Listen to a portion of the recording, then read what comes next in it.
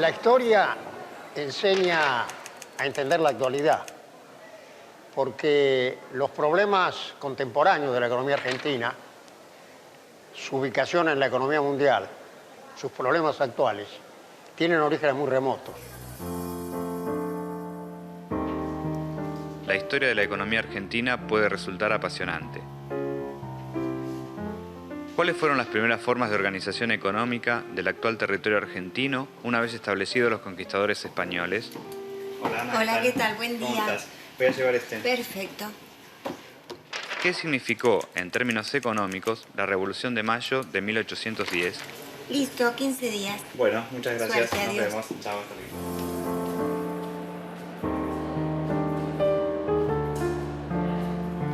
Hola, Aldo. Hola, ¿Qué tal? Marcelo, ¿Cómo está? Qué ¿Cómo anda? sorpresa. Bien, bien. ¿Tiene tiempo? Sí, ¿Vamos a tomar un café? perfecto. Va, Buena idea. va.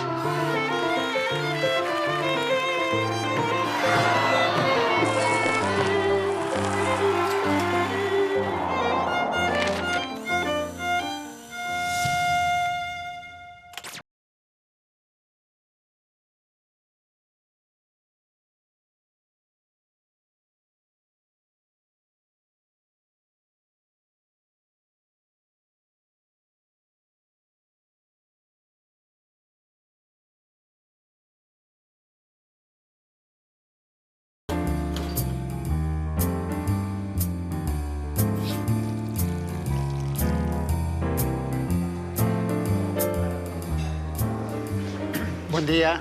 Buenos días, ¿qué tal? Acá veo esta moneda de $1. Hace muchos años, cuando yo fui ministro de Oscar Allende en la provincia de Buenos Aires, durante la presidencia de Frondizi, un amigo industrial me regaló una moneda original de estas. Esta es una réplica de aquella moneda. La primer moneda patria. Esta ¿Ah, la sí? mandó a hacer la Asamblea del año 13. Por ese entonces todavía se acuñaban en Potosí. La fabulosa empresa que significó la conquista de América fue fruto de la expansión de los pueblos de Europa.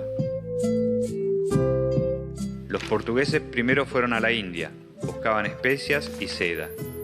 Los españoles, con Colón, y poco después los portugueses también, se lanzaron hacia América. Suponían que llegaban a la India desde el este, y allí encontraron minerales preciosos, como el oro y la plata, las grandes riquezas acumuladas por los pueblos originarios. En Mesoamérica y en Perú, en el Imperio Incaico, los españoles saquearon estas riquezas. Luego se interesaron por otros productos que podían brindarles las tierras americanas, los cultivos tropicales, como el algodón y el azúcar.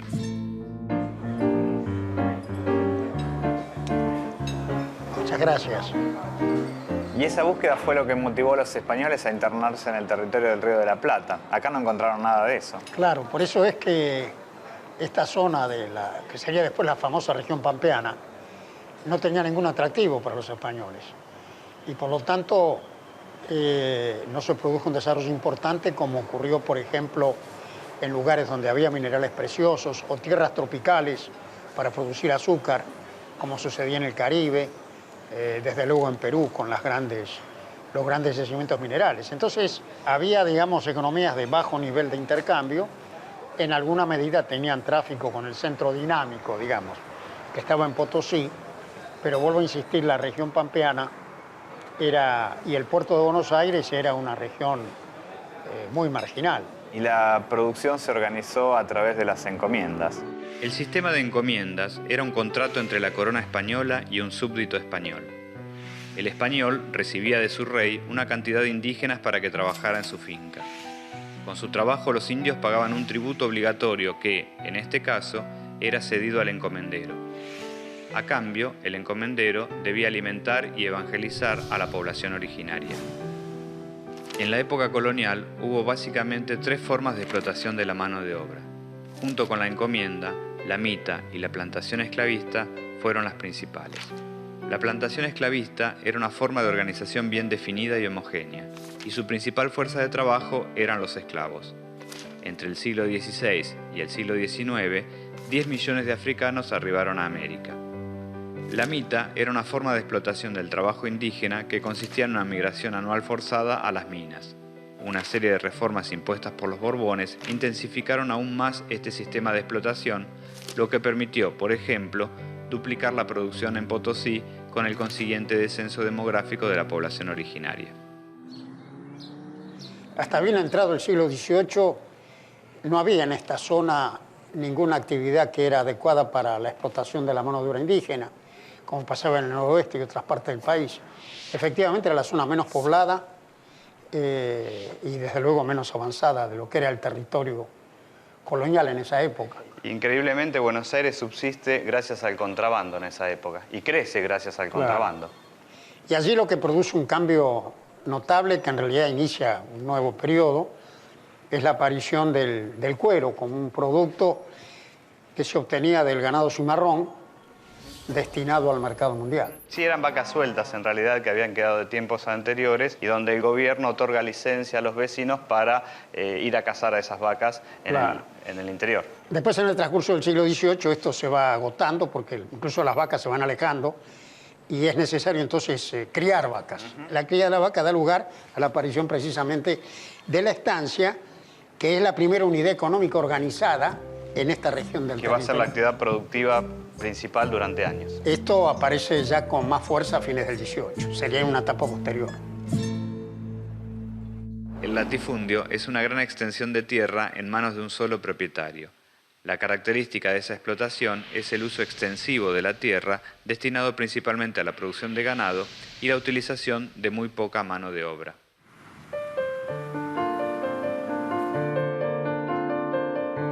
Aquí tiene Aldo lo que me pidió. Muchas gracias, muy amable. En realidad, en el siglo XVIII se producen acontecimientos políticos muy importantes, porque los Borbones, bajo Carlos III, deciden darle autonomía a este territorio, creando el Virreinato del Río de la Plata, dándole entonces por derecho propio a este territorio una nueva realidad administrativa y desde luego una nueva oportunidad. Ahora va a pasar la plata proveniente de Potosí rumbo a España y esto va a provocar cambios significativos en la región. Sin duda, porque Buenos Aires se convierte definitivamente en el gran centro de intercambio, dando lugar a la aparición de nuevos intereses comerciales, financieros, una nueva dinámica social, y por primera vez el comercio exterior comienza a ejercer influencia en la estructura productiva, no solo de la región pampeana, sino también en el resto de las regiones del país. En Gran Bretaña, la revolución industrial modifica radicalmente la forma de producción. El uso del vapor como fuerza motriz permite la incorporación de la máquina y con ella la producción industrial en gran escala. En resumen, con la llegada de los españoles al actual territorio argentino, los nuevos pobladores organizan su economía en formas de fincas y otras unidades de subsistencias y de producción artesanal.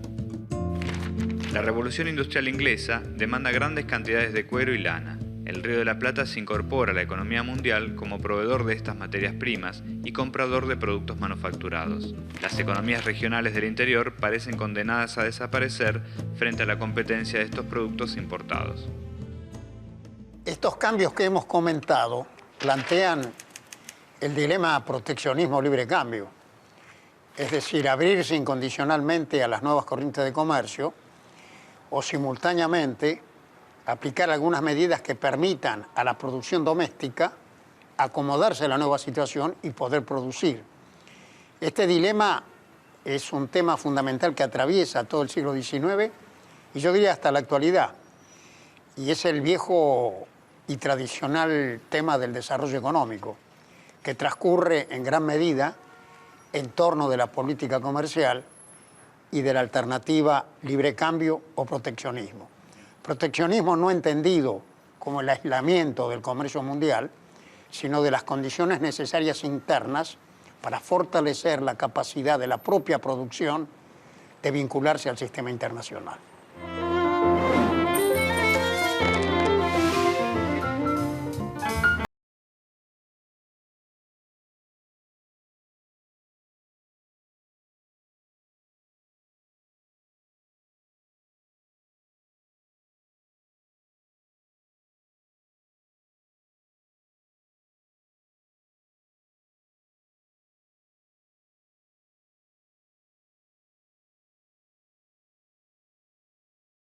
Tendencia a principios del siglo XIX, ¿qué tan significativo va a ser para los cambios que se van a producir en la economía argentina por el resto del siglo, ¿no? Básicamente la discusión entre libre cambio y proteccionismo, que va a ser fundamental para el proceso que sigue. Por las mismas razones comienza a surgir la preponderancia de la provincia de Buenos Aires, que tenía el dominio del puerto y las praderas fértiles más cercanas al puerto y las primeras que se ocuparon en el transcurso del siglo XIX. Así que esto plantea ya la fractura entre una provincia con un núcleo dinámico ligado a la ganadería y el resto del interior que seguía de alguna manera funcionando conforme a las economías regionales de subsistencia. Al viejo esquema colonial. La vieja economía colonial. Y esto de luego da lugar a toda la confrontación de las luchas federales y finalmente la culminación con la organización nacional y el predominio definitivo del puerto y de la provincia en la organización económica y política del país. La Revolución de Mayo consolida el papel de Buenos Aires. El libre cambio se constituye en el objetivo y la filosofía política de los núcleos comerciales y las clases dirigentes. Este conflicto entre el puerto y las economías regionales no tarda en convertirse en un enfrentamiento y, como tal, atraviesa todo el proceso de desarrollo económico y político del país hasta mediados del siglo XIX. Potosí está complicadísimo. Vinimos a Potosí. Si tuviera que elegir un lugar como para ver la situación de la economía argentina a fines del siglo XVIII, principios del XIX, sí, ¿qué lugar me recomendaría? Mire, hay que buscar algún lugar, alguna actividad de carácter artesanal semejante a las que se hacían en aquella época. Hay una abadía benedictina donde hacen una serie de actividades de esta naturaleza.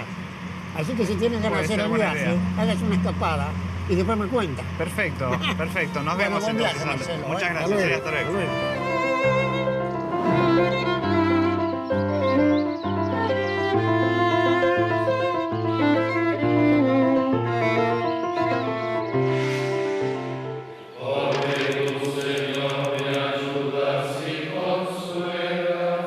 Los benedictinos arribaron en el siglo XIX y se dedicaron a elaborar distintos productos de manera artesanal y para la subsistencia.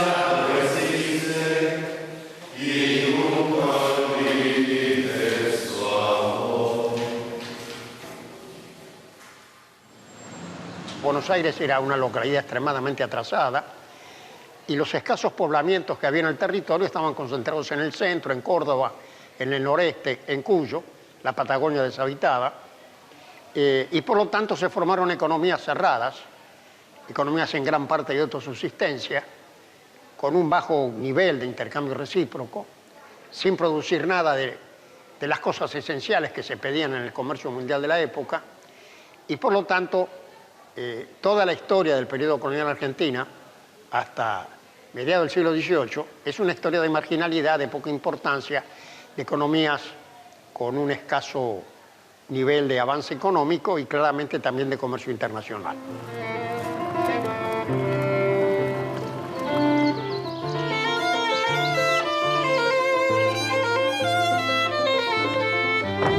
Hola. Bienvenido, Marcelo. Has elegido un día frío. ¿Qué tal? Así que El día no ayuda, ¿no? Vamos para adentro. Padre, ¿por qué no me cuenta un poco las actividades que se desarrollan en el monasterio? O en los monasterios en general. Los monjes llegan acá en el año 48. Yo con 10 años ingreso en el año 52. Así que conozco la historia del monasterio medio desde los pañales. Inicialmente, digamos, eran 6 monjes no sacerdotes y 6 monjes sacerdotes. Los monjes sacerdotes se ocupaban más bien de la parte, diríamos, pastoral, de la parte... Bueno, y los monjes claro, y los monjes no sacerdotes se ocupaban de los trabajos. Uno se encaró un viñedo, el otro encaró la huerta, el otro encaró la apicultura, el otro encaró los frutales. Y claro, como se había formado una escuela agrícola también que atendían los sacerdotes. Los chicos, a la vez que estudiaban, a la tarde trabajaban y aprendían distintos rubros. Así que, ahora todo con una lógica artesanal.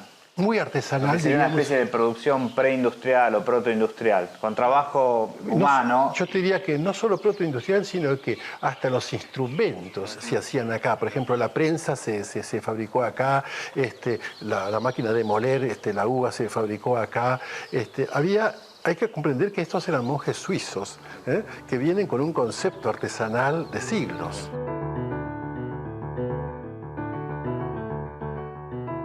Yo recuerdo se plantó 1,5 hectáreas de viñedos que se trajeron cepas de San Nicolás o de los salesianos de San Nicolás y de Mendoza. Se eligieron uvas que podían soportar esta zona. Bueno, y con esa uva después se enseñaba a los chicos a mantener un viñedo, a producir un parral a nivel familiar. Y la producción... Y la producción era para el consumo local. Consumo local, pero, para la subsistencia. Pero vos fíjate que diversifica, qué curioso. Recuerdo que era diversificada, porque nosotros necesitábamos hacer 1 litro o más de vino puro para las misas. Ese vino no tiene que contener ningún elemento que no sea ecológico, ni ningún añadido. Entonces se fabricaban, 100 litros, había que seleccionar el racimo, sacarle las uvitas con la mano, las que no iban. Y no había excedentes, porque otra de las características del trabajo preindustrial o de la economía preindustrial es que esa producción va para el consumo local de subsistencia y hay pocos excedentes. O en todo caso, si hay excedentes, van a esos mercados cercanos. Claro, ¿no? o en nuestro caso, por ejemplo, iba mucho a la donación, el regalo. Por ejemplo, lo que sobraba de fruta, lo que sobraba de papa, se mandaba al asilo de ancianos, se mandaba a la escuela de huérfanos, una cosa por el estilo de los toldos. En ese momento no había, es decir, básicamente existía ese tipo de cosas y después existía el trabajo rural, que era lo que daba la alimentación fundamental, las 100 hectáreas de trigo sembradas, claro, o los 60 novillos engordados, diríamos. Eso ya se hacía a nivel, diríamos, lo que podría ser una instalación rural, una estancia chica. Y derivados de esa producción, lácteos, bueno, quesos, claro, al principio era muy, yo te diría, se juntaba la nata del fuentón de la manteca y se hacía la manteca con el tenedor batiendo, si me habrá tocado hacer manteca. Después ya, evidentemente, se compró una desnatadora a mano y ya había, evidentemente, manteca como en cantidad suficiente y se podía, no creo vender, por lo menos, yo creo que hasta el año 60 no se vendió prácticamente excedentes de ese tipo de cosas.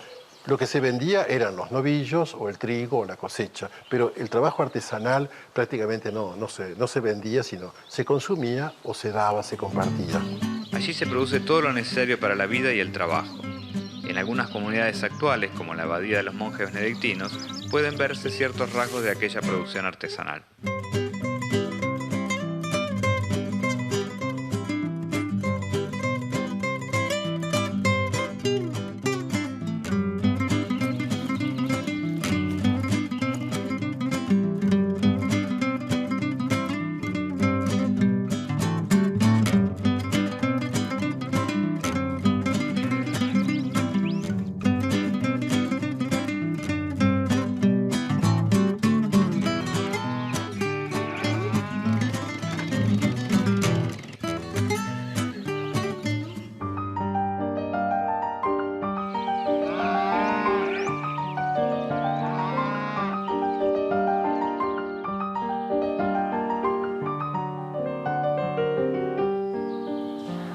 Hola, ¿qué tal? Buen día. ¿Cómo estás? ¿Cómo te va? Muy bien. La economía funcionaba por ese entonces de manera semicerrada. Era una economía de subsistencia con escasas articulaciones con otras regiones. La conquista y el intercambio comercial provocará una profunda alteración de estas economías y su integración al comercio mundial. Muchas de las actividades se intensificaron con esa integración, pero otras sufrieron duramente la competencia y desaparecieron.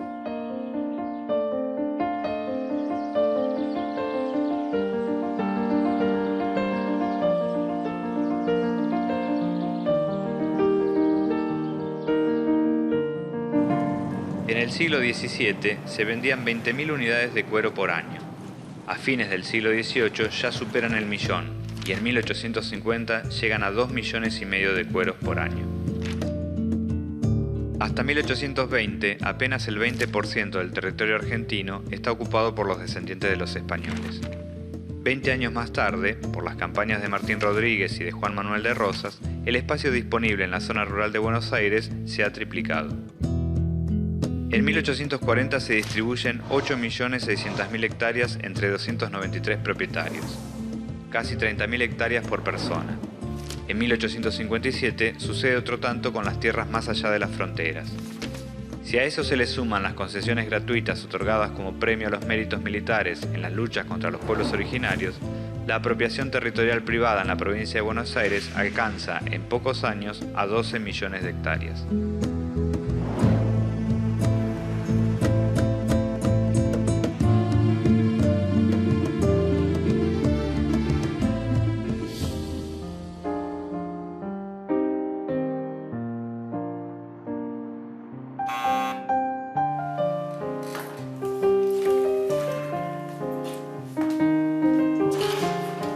Hola Marcelo, ¿cómo le va? ¿Cómo está?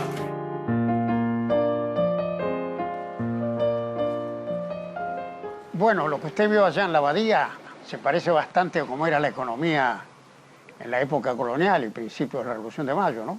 En donde comenzó a aparecer poco después una actividad nueva, la ganadería, primero con el cuero, objetos tan simples como este, fíjese, que están en la historia argentina. Y la ganadería, claro, era una actividad que tenía una doble característica, requería mucha tierra y poca gente. Y esto posibilitó un desarrollo considerable a pesar de la escasez de población en el territorio argentino. Sí, básicamente en la región pampeana, pero en realidad buena parte de esa región pampeana estaba ocupada todavía por las comunidades primitivas, ¿no? Así es. El norte de la provincia de Buenos Aires sí estaba en explotación, pero no el sur, tampoco el sur de la provincia de Santa Fe ni de Córdoba, ¿no? Y no más de un 20% del territorio nacional estaba ocupado por los herederos de los conquistadores, digamos, ¿no es cierto? Estaba por delante toda la tarea de la ocupación territorial. Este periodo de grandes transformaciones económicas y productivas se caracteriza por una creciente integración de la economía colonial al mercado mundial, un proceso que se acelera luego de la independencia. La producción de materias primas se impondrá como eje central de la economía argentina por muchas décadas. En resumen, en la zona fértil de la pampa húmeda, la cría del ganado vacuno para la venta de cueros en el mercado internacional dio nacimiento a la estancia. Comenzó el proceso de apropiación y concentración de la tierra en unas pocas manos. Las economías regionales del interior del país deberán subsistir y competir con los productos extranjeros. Aldo, hay unas descripciones fabulosas de los saladeros de la época, tomadas de viajeros. Precisamente en este libro de Jonathan Brown se describen algunas de ellas. Había varios en barracas y en quilmes. Dice Brown: el hedor era aquí insoportable, observó un caballero inglés. Había zanjas llenas de sangre en lugar de agua, en todos los estados de putrefacción. Millas y millas de cercos de más de 1 metro de altura que dividían los distintos establecimientos a lo largo del camino y formaban corrales hechos enteramente de cuernos. Las operaciones de los saladeros se conocen bastante bien. Antes de ser sacrificados, los animales se mantenían durante días hundidos hasta la rodilla en barro y bosta, sin agua ni alimento. Finalmente, un peón los enlazaba y arrastraba al matadero. Otro obrero los desjarretaba y les clavaba un cuchillo en la nuca, matándolos instantáneamente. Peones cubrían los cueros con paladas de sal y los amontonaban. La carne se quitaba de los huesos y se cortaba en tiras largas y delgadas que se dejaban enfriar. Las tiras se apilaban entre capas de sal, procedimiento que se repetía luego de varios días, y finalmente eran extendidas sobre varas para secarse al sol. La carne era colocada en toneles de madera con grasa. El resto de la grasa y carne con los huesos se trataba con vapor para extraer sebo y aceites. A falta de mejores métodos de limpieza, montones de cerdos compartían las entrañas con perros y jotes. Un relato impresionante, realmente, ¿no? Realmente. Sí.